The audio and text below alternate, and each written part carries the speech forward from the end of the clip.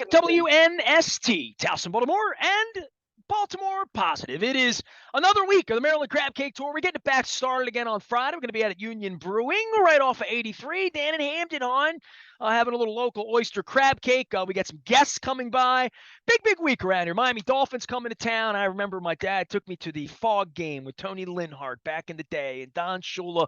Dolphins coming to town. It feels like we're in the AFC East right now after a victory over the lowly New York Jets and former Super Bowl MVP Joe Flacco. Luke Jones joins us now. He is Baltimore Luke, and Luke at WNST.net. I hope he's out taking advantage of the restaurant week that's going on beginning on Friday, as well as our friends at Goodwill and Window Nation, making sure that the crab cake tour gets going. But Luke made his way up and down the Meadowlands, driving 7 hours in the rain to watch 3 hours of, I don't want to say, it was mostly bad football. It wasn't a very good game, right? I mean, in the traditional sense. And I guess around the league, week one is a complete box of chocolates for everyone. Nobody knows what they're going to get. Certainly, I think this week, John Harbaugh, Eric DeCosta, Mike McDonald, Greg Roman, they can all sit back and say, all right, 1-0, pretty good effort. And certainly more than that, the healthy version of Lamar Jackson, although he did not have to go into the phone booth on Sunday, that's the most important prescription for this year. Not his contract, not any of that. Is he healthy? Is he playing well? And does he have weapons around him to win a football game by 3 touchdowns on the road? He did on Sunday. Yeah, and look no further than the Sunday night game to see what happens and how your outlook changes when your quarterback goes down. Dak Prescott going to miss the early indications, 6 to 8 weeks, somewhere in that neighborhood, with the thumb hand fracture that he's going to have surgery for. I mean, that completely changes your season, regardless of the fact that the Cowboys were licking their wounds about losing Tampa Bay on Sunday night. I mean, that's so much of this. We talk about it every year. The Cowboys are going to suck?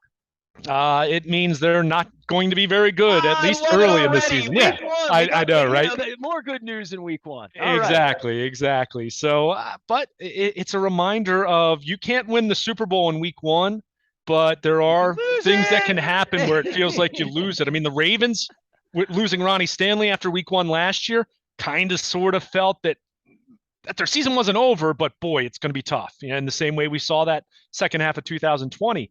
You look at TJ Watt, torn pec, what that means for Pittsburgh. I mean, my goodness, you're talking about a guy who had, defensive player of the year, 20 plus sacks, and they're already trying to figure out who their quarterback's going to be and whether they're going to go to Pickett at some point. And yeah, they won on Sunday, but you lose Watt, it feels like a loss, right? I mean, it's a reminder of week one's crazy. As you said, a lot happens that doesn't make sense. I mentioned in our previous conversation, I think back to last year, and Green Bay got their butts kicked by New Orleans in week one last year. And the Packers ended up being the top team in the regular season in the NFC. And, the New Orleans was 8-9, I think they were 9-8, whatever it was. So it's just a reminder that some pretty unexpected things can happen. It can be a glimpse at maybe a team or two that's not as good as we thought, and some teams that are better than we thought. I mean, tip your cap to the New York Giants of all teams who go to Nashville and win a game, and a 2-point conversion at the end that John Harbaugh would have been proud of. So you see some crazy things, but again, the biggest headlines that come out of week one, generally speaking, are the injuries, and we saw plenty of them around the league. And we're going to be seeing New England in a couple of weeks, and Mac Jones and the Patriots. What's going on with his back? What's going on with their offense? I mean, they were bad. So you don't want to jump to too many conclusions, but it's all we have to go off of right now. So, but bringing it back to the Ravens, as you mentioned, it wasn't a perfect performance by any stretch of the imagination, but Lamar Jackson, 3 touchdown passes where pushed it down the field, mind you, too, which is something that we talked about, this team needing to be better in doing. So it was good to see that, but certainly was nice to have some football to talk about after so many months of the contract and the speculation and Sunday morning reports and what's Chris Mortensen saying and what's Mike Florio saying and what's true and what's not true and what's guaranteed money and what wasn't guaranteed money. There's still plenty of that, and that'll be there all year. But nice to see Lamar Jackson back out on the field for the first time since early December, and after a slow start, playing some pretty good football, especially with 3 touchdown passes after that slow start. Well, I would say the good news is, Lamar's okay and they're upright. then the bad news comes is, well, what can we do better? How can we measure it? I don't know that there is any bad news on the Ravens when you're 1-0 and you went out and looked like a playoff team. I mean, that's what playoff teams do. They win by 3 touchdowns without Ronnie Stanley, with the injury to Kyle Fuller, with all the bad things that happen, not having Dobbins, not having Peters, all of that. When you go out and you win by 3 touchdowns, you say, we're a playoff team. We're a plus team. We're going to win more than 9 or 10 games. Yeah, and I think that's been the expectation for most people. I mean, I don't think the Ravens, for a team that lost 6 in a row, for a team that was 8-9 last year, I don't think there's been any shortage of respect from national media. I think you go and look at power rankings or a consensus top 10 team. I didn't keep track of this, so clearly there are some exceptions to it, but feels like people are as high on them as the Bengals for the most part. I think most people expect those two teams to be neck and neck, which is my prediction. I picked the Ravens to go 11-6 and win the AFC North. So Sunday's loss notwithstanding for the Bengals, who, can you imagine, Nestor? We're talking about Lamar Jackson and guaranteed money and when's he going to sign and franchise tags and all that. Can you imagine if Lamar Jackson went out there on Sunday and played like Joe Burrow did, meaning 4 interceptions and losing a fumble? I mean, credit the Bengals that they still, kind of sort of should have won the game, but it's just a reminder that every great quarterback can still have bad days. And certainly that was the case for Joe Burrow on Sunday. But, I mean, it's just there's so much unknown this time of year. And, for the Ravens, to your point, wasn't a great performance, but considering where they are from a health standpoint, guys that they're still waiting to return, I think you're pretty happy with it. And again, on Sunday, a reminder that even if other things aren't going well and you're not running the ball particularly well and all that, well, you still have number 8 at quarterback, and that's still pretty damn good, despite what some will have you believe as far as this whole debate with the contract saga, and that will continue, quite frankly, because we know, barring something very strange, we're going to be talking about this come February and March. Well, for this week, it's the contract's over, right? That will not. Now it's how do you play? How do you get the left tackle back on the field? How do you get the running game in order?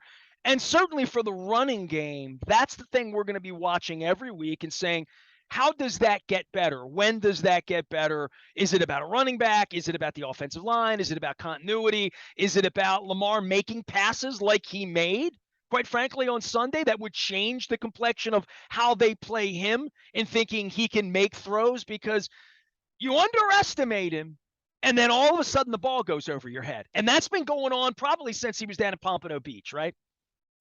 Yeah, no question. I mean, we've said it all along, and you and I have fought over this at different times. Lamar's a much better passer than a lot of his biggest critics want to give him credit for. I mean, it's just the truth. Look at the numbers. I said in 2019, you don't lead the NFL in touchdown passes by accident. Yeah, you can talk about scheme and Greg Roman and play action and the running game and all that, and that's all connected. And to answer your question that you mentioned about the running game, yes, to all those questions you just posed, it's all of those things. I'll throw out what's going on with Nick Boyle. Nick Boyle was, by definition, a healthy scratch. He didn't have a game designation on Friday. He did miss a little bit of time this week, but they went with Josh Oliver over him. What does that mean? We know Nick Boyle's blocking is so huge there, but to bring it back to Lamar, though, I mean, he can throw the football. I mean, there's no question about that. We can debate where he ranks among passers, sure. Am I saying he's the best in the league at that? No. Do I think he's really good at that? Yes.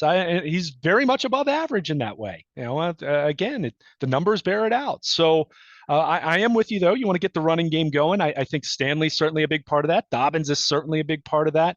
I do think continuity and just trying to build a little more cohesiveness on that offensive line is part of that. But as I mentioned, I think Nick Boyle, the linchpin that he was for their run blocking in 18 and 19 in the first half of 2020 before he hurt his knee up in New England, they've missed that. That's a big part of it. I think that's an underrated part of some of their struggles with their schemed up running game. It's not to say they don't have others who can block.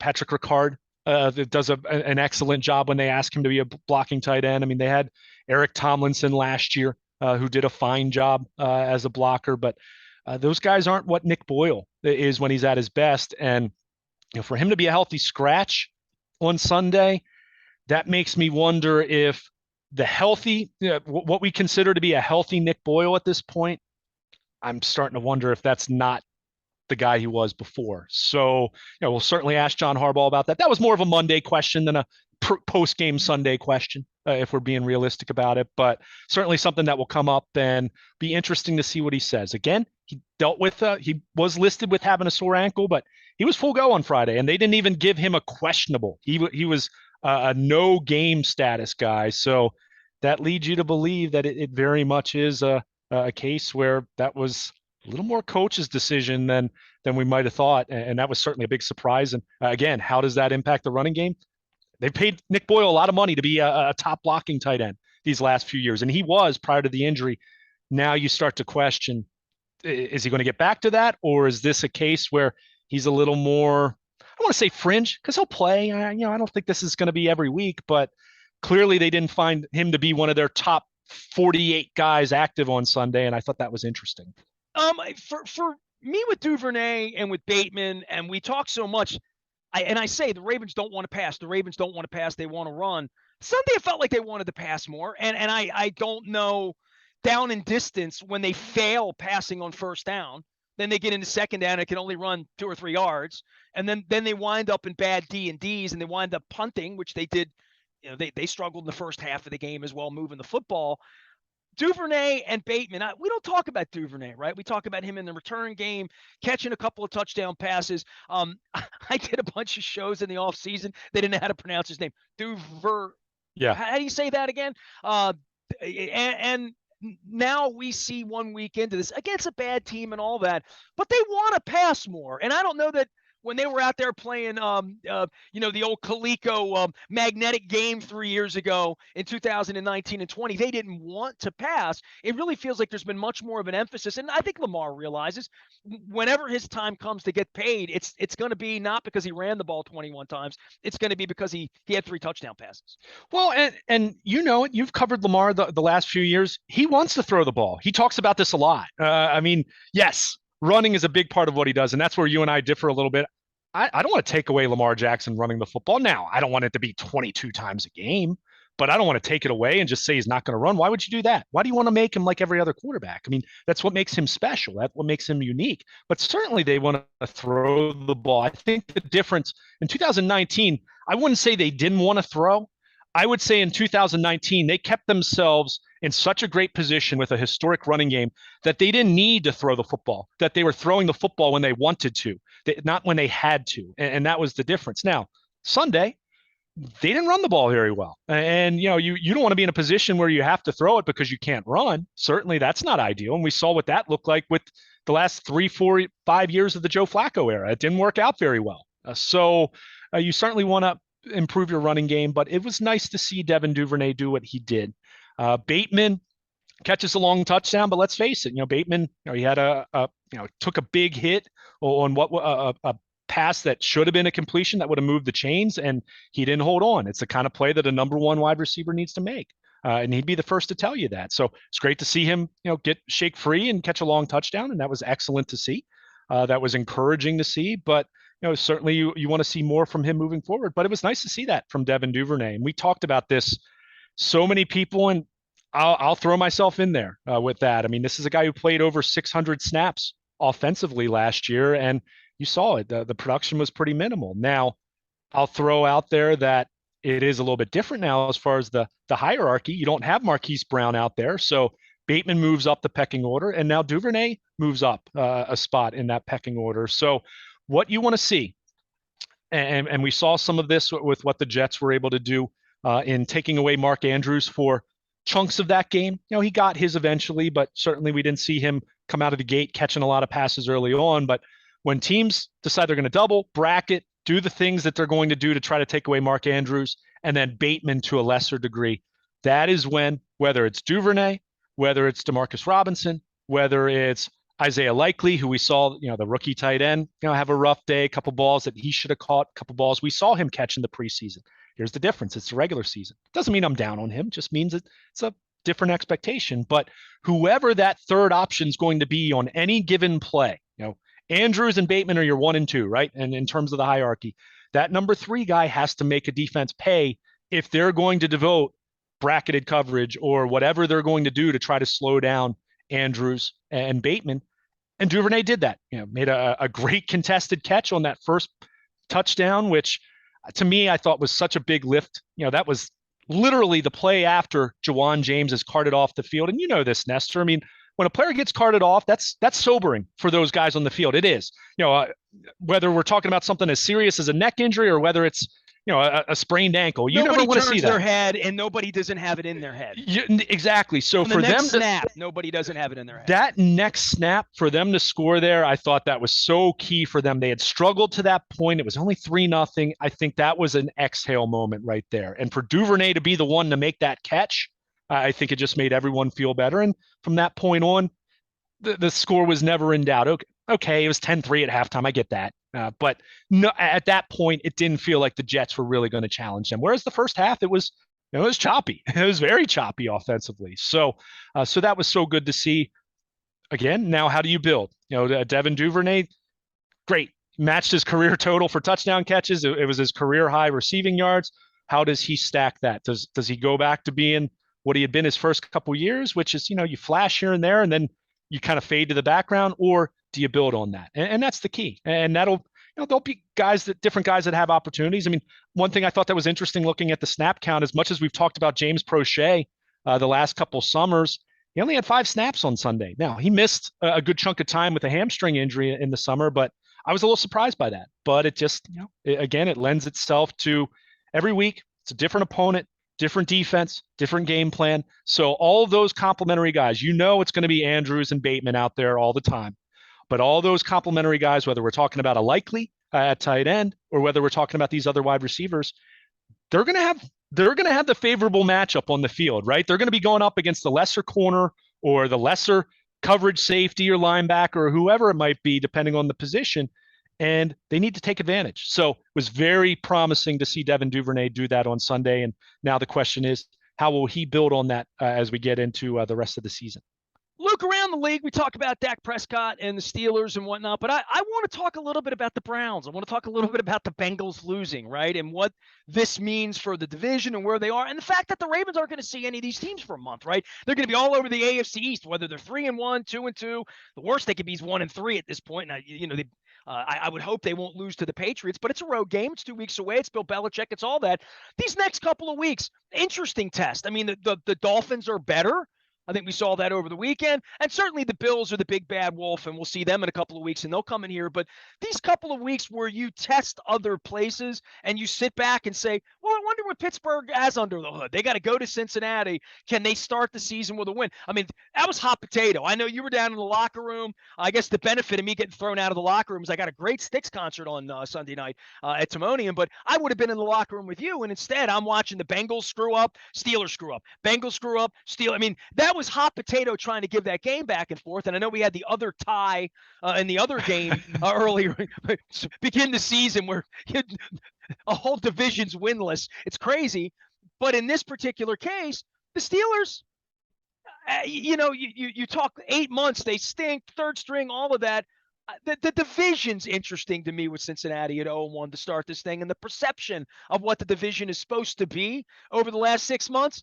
It's week 1. It's already different than anything we thought it was going to be. No question. And you even mentioned Pittsburgh, but I would say losing TJ Watt changes that though, right? I mean, you're talking about a defensive MVP. I mean, that's how good, how great he is. So, but hey, the AFC North, I mean, if the Bengals had in their mind that they were just going to roll the ball out and win, then shame on them. And I don't think they thought that, but you turn it over that many times, what do you think's going to happen? I mean, if the Ravens went out there and turned it over 5 times against the Jets on Sunday, probably lose, right? I mean, that's just the nature of the game. So for Cleveland, I think so much focus, and look, I mean, I have as much disdain for that organization as anyone, with the whole handling of this Deshaun Watson saga.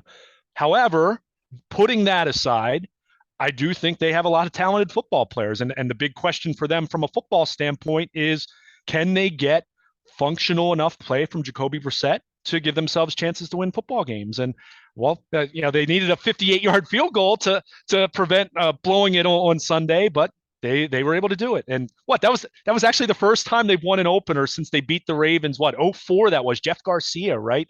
First time they've won an opener since then, which is it's amazing with the oxygen with this kid getting all this money and them running Baker Mayfield out. This time last year and even the year before that, we would look at them and say, they probably have the most talented roster in the division, right? Like they have a lot of good football players in Cleveland, and we piss on it. We see the helmets and Baker Mayfield doing all his terrible commercials, and the fact that the guy who runs the place is an idiot. Look, I don't think they're winning 12 or 13 games, but I don't think they're winning 2 or 3. Yeah. I mean, they're too talented to be that bad. I would be surprised by that. Even talking about, hey, let's not sell the Browns short. They're capable of plenty of bad, right? I mean, you just know the history of that organization. But yeah, I'm with you on that. What does it look like again? Can they get functional enough quarterback play from Jacoby Brissett, to still be relevant in this division? Sure, why not? I mean, I think it's Ravens and Bengals when it's all said and done. Those two teams really duking it out, but Pittsburgh and Cleveland still have talent. They still have plenty of talented football players. In the case of Pittsburgh, I'm still not going to completely count out a Mike Tomlin-led team. I mean, I'm just not. I mean, they don't have Ben Roethlisberger anymore, and that's very relevant. Let's not just completely skim over that. But they still have talented players, even losing T.J. Watt, which that's a big blow. But it'll be interesting. And you mentioned it, to bring it back to the Ravens. I find this 4-game AFC East slate, which is very unusual to start a season where you're playing all of your out of division AFC, whichever division you're playing in a given year, to do that in the first 4 weeks is unique. But I think it's an interesting menu of teams. Right off the bat, we talked about it a little bit. I don't think the Jets are going to be very good. Do I think they were more talented this year than they were last year? Yeah. So who knows? Maybe the Jets will end up being decent. Maybe this win will look even more impressive than it does right now, which right now you just say, yeah, you should beat the Jets. But I think Miami's much better. The Ravens shouldn't be, after last year, that Thursday night debacle, the Ravens better not be selling the Dolphins short. And now, they have Tyreek Hill, and they've got a lot of talented players on the offensive side of the ball to go with that defense that was very underrated last year. So that's an interesting test, albeit at home, and you like the Ravens there. But New England, they looked really bad. Yeah, there are a lot of questions, including with their quarterback right now and post Tom Brady, Bill Belichick, and what that all means. But you go up to Foxborough, Nestor, you know that. And we saw this 2 years ago when the Ravens went up there on that rainy Sunday night and laid an egg up there. You need to play good football against them, and they still have talented players. And then, the week 4 will be the true litmus test in terms of, even if the Ravens are 3-0 going into week 4, we saw what Buffalo did to the Rams on Thursday night. That was impressive. I mean, that was very impressive. So you get them, they're playing in Baltimore, you beat them, then the Ravens are right there at the top of the AFC, right there with as good of an argument as anyone. So this is an interesting kind of ramp up, if you will, over these first 4 weeks to kind of see where they are. Because I do think the AFC East, while I certainly expect Buffalo to win, and I think they could win going away, I do think the other teams in the division, maybe less so the Jets, but I do think the other teams in the division still talent, still teams that you need to go out there and play good football if you want to win. He is Luke Jones. He is Baltimore Luke. We will continue to discuss for 16, 17, 18, 22 weeks between now and Glendale, Arizona, where the Ravens have done what they need to do to at least stay on pace to make that happen. This week, the Miami Dolphins will be in town. Luke will be in Owings Mills. I will continue to be banned from asking questions out in Owings Mills. After 26 years, I've inked a blog up at BaltimorePositive.com that is rather lengthy, that includes 26 years worth of me doing what I've done and 180 road games and 192 for the team. So I hope everybody goes out and checks that out. I will be playing it at WNST this week. Meantime, Luke's going to be covering the Orioles. Luke's going to be covering the Ravens. I'm going to be here doing what I do in Baltimore Positive. We have the Maryland Crab Cake Tour coming back to life again on Friday, all brought to you by our friends at the Maryland Lottery in conjunction with Goodwill, Window Nation, and finally, Restaurant Week beginning this weekend. Make sure you go out and take advantage of Maryland Restaurant Week anywhere you are and support local business. It is important. We're going to be at Union Brewing supporting local beer in Hamden on Friday with our friends at the local Oyster. Have not had their crab cake yet. Looking forward to that. I haven't had a crab cake in 2 weeks, but I went to Costas on Friday night. All this consternation and Chad Steele and writing blog. I thought, man, I got to get some crabs. I was in the mood for crabs. Being over to Costas, somewhere around like between Bel Air Road and let's say Dundalk, I lost my crab taste. I wound up getting crab imperial, so I still need to get some crabs. The big fat crabs are out all month long. You get them at Costas. Our friends at Fadley's, our friends at Conrad's as well would tell us September is a crab month. So I'm having crab cakes this weekend. Appreciate all of our sponsors. I am Nestor. He is Luke. We are WNST AM 1570 Towson, Baltimore, and we never stop talking Baltimore positive.